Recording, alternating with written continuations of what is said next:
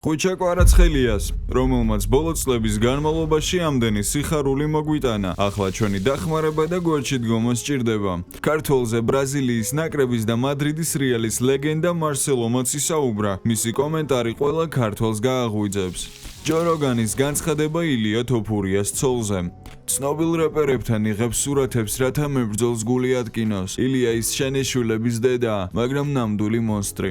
მოიწონე ვიდეო და გამოიწერე არხი. შენ ეს მხოლოდ 3 წამს წაგართმევს არხს კი ზრდაში ეხმარები. ვისაც ჯერ არ გინახავთ ბოლო ვიდეო, სადაც ყვები ფაქტებს ხუჩა კვარაცხელიას ცხოვრებიდან, გირჩევთ ამ ვიდეოს შემდეგ გადახვიდეთ და უყუროთ. თქვენი მყოფებით არხ Futvision-ზე, სადაც ჩვენ გიყვებით თუ რა ხდება სპორტში.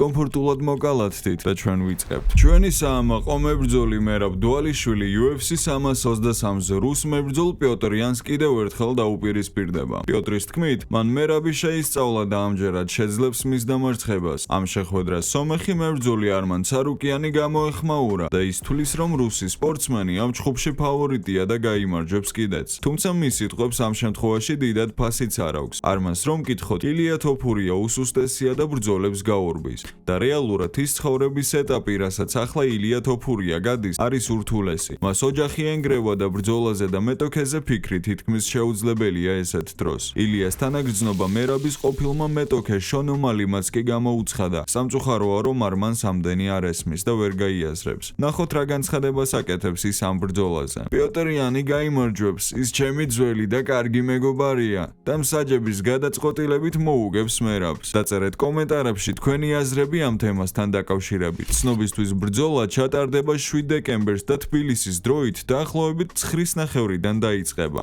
მერაბს შანსი აქვს გახდეს ისტორიაში პირველი მებრძოლი, რომელმაც წელიწადში ქამარი 4-ჯერ დაიცვა. მომდევნო ჩხუბთან დაკავშირებით თავად მებრძოლებმაც გააკეთეს საკუთარი განცხადებები. ნახოთ რა სიძახის პიოტრ იანი. ხალხს უნდა ახსოვდეს, რომ უკვე 10 წელია სუპერმსუბუქი წონითი დივიზიონის რეიტინგის ტოპ 3-ში ვიმყოფები. საუბარია მსოფლიოს საუკეთესო ორგანიზაციის რეიტინგზე და ყველა საჭირო უნარი მაქვს, რათა გავიმარჯვო და დავამტკიცო რა შემიძლია. ხალხის გამხარდაჭერას არ ველოდები, რადგან ვიცი ბევრს ჩემი არ ჯერა, მაგრამ აქ იმისთვის ვარ, რომ პირველ რიგში საკუთარ თავს დავუმტკიცო რა შემიძლია. მერაბთან გამართულ პირველ ჩხუბს ვუყურე და მისი სხვა ბრძოლებიც გავაანალიზე. როგორც ვთქვი, მაქვს უნარები, რომლებიც საშუალებას მომცემს სერიოზული პრობლემები შევუქმნა. ამის მჯერა და ვეცდები ბრძოლის დროს ყველაფერი ვაჩვენო, რაც შემიძლია. პრესკონფერენციაზე მერაბ დვალიშვილსა და ჟურნალისტს შორის ასეთი საუბარი შედგა. პიოტრის თქმით, ხშირად იმიტომ იბრძვი, რომ სახში გამოდიხარ და ასეთ პირობებში პიოტრს წელიწადში 10 ბრძოლის გამართვა შეუძლია. როგორ ფიქრობ?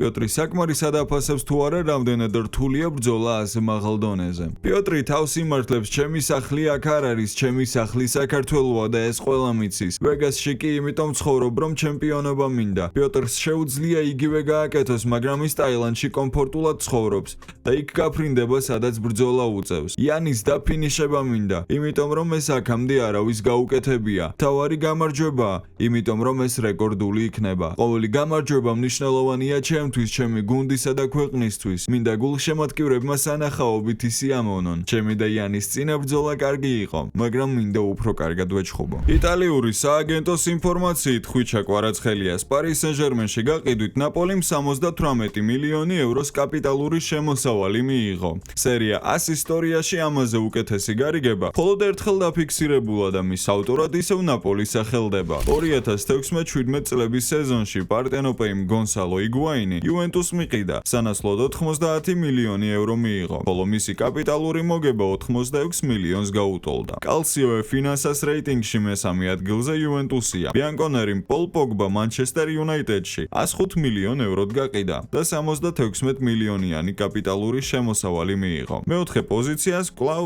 ნაპოლი იკავებს. ამჯერად ვიქტორ ოსიმენის ტრანსფერით, რომელიც 73 მილიონ ევროს კაპიტალურ მოგებად დაფიქსირდა. ტოპ 5-ში მოხვდა ზინედინ ზიდანი მილიონის ტრანსფერიც, როდესაც ის იუვენტუსიდან რეალში გადავიდა 70 მილიონი ევრო. Globe Soccer Awards-მა 2025 წლის საუკეთესო ფეხბურთელისა და შემტევის ნომინაციებში ფინალისტები გამოავლინა. აღსანიშნავია, რომ Paris Saint-Germain-ის ქართველი შემტევი ხვიჩა კვარაცხელია ორივე ჯილდოს დასაკუთრების შანსი ინარჩუნებს. და ეს ზუსტად ის მომენტია, როდესაც ჩვენ გულშემატკივრებს შეგვიძლია ვიყოთ სასარგებლო. კვარამ საკმარისად გვასიამოვნა თავისი ფეხბურთით და საქართველოს მსოფლიო საფეხბურთო რუკაზე მყარად დააფიქსირა. ამაზე მიგვითითებს ისიც, რომ ისეთი დიდი ფეხბურთელი როგორიც მარსელოა მასზე საუბრობს. ბრაზილიის ნაკრების და რეალ მადრიდის ლეგენდა მარსელომ შეკითხვაზე თუ რომელი ფეხბურთელი მოსწონს მას დრიბლინგის კუთხით, ერთ-ერთ საყვარელ ფეხბურთელად ხვიჩა კვარაცხელია დაასახელა. ახლა რეალის ახალგაზრდულ გუნდში არის ერთი მოთამაშე სახელად გაბრი. ის პირველი კლასის ფეხბურთელია. სავარაუდოდ ეს ბიჭი მოხვდება ძირითად შემადგენლობაში, რადგან მას შესანიშნავი დრიბლინგი აქვს. ლამინ იამალიც კარგია. ის კარგად აკონტროლებს ბურს